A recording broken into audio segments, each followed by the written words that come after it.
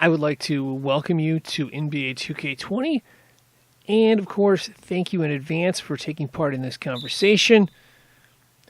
The big question here is, strategically, should you foul when you're up by 3 with 12 seconds to go? Which happens to be the situation in this game right here. I'm interested in your rationale and thoughts.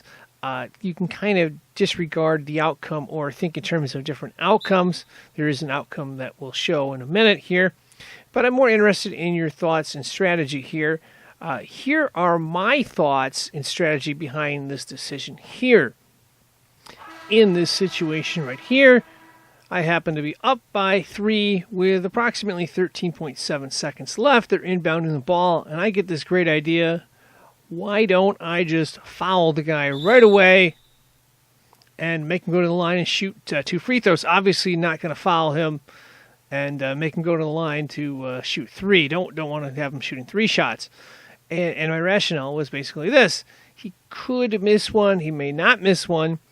Even if he makes 2, I'll get fouled and I'll make 2. I've got a pretty decent lineup as far as shooting free throws. Now, defensively, don't have the greatest lineup.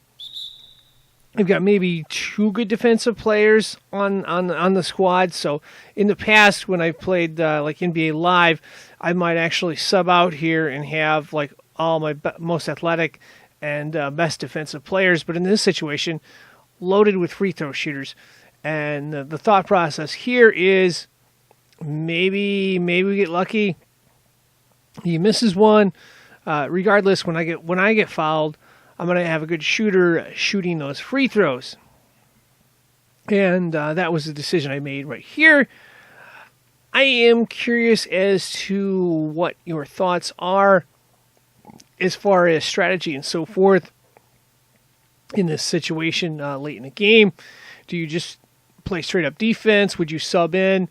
If you're going to go with a bunch of free throw shooters, do you foul there in the hopes that you can, you can win a battle of attrition shooting free throws?